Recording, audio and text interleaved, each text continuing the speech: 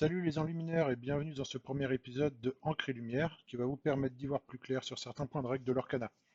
Aujourd'hui on va s'intéresser à deux mots-clés que l'on connaît depuis le premier chapitre, insaisissable et rempart.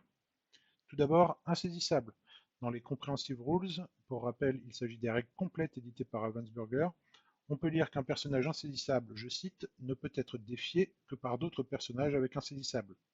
Donc, notre cher Pégase que l'on voit ici, s'il est incliné, ne pourra être défié que par un personnage adverse qui a lui aussi le mot-clé insaisissable. Le second mot-clé dont je voulais vous parler aujourd'hui est rempart. Il regroupe en fait deux capacités. La première permet de pouvoir faire entrer en jeu ce personnage épuisé. Je rappelle que ce n'est pas obligatoire. La seconde capacité indique que si un adversaire vous défie, il doit d'abord choisir l'un de vos personnages avec rempart comme cible, si cela est possible. Gardez bien en tête cela, ça pourra vous servir plus tard. Du coup, si notre Simba est incliné, il devra être choisi en priorité lors d'un défi, si cela est possible. Voilà pour nos deux mots-clés du jour. Je vous laisse regarder l'étendue des disponibilités avec quelques exemples. Petit bonus, l'éclat de génie.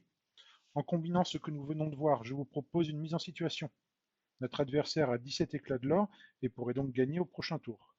L'objectif est de bannir ce coda alors que vous avez en jeu Spirale d'Émeraude et Aladdin que vous avez posé au tour précédent et que votre main contient un petit Jean et un Ratigan. Je vous laisse mettre sur pause si vous avez besoin et je vous donne la réponse tout de suite. Voilà la solution. Il faut d'abord se débarrasser du problème de Simba qui nous empêche de défier Koda.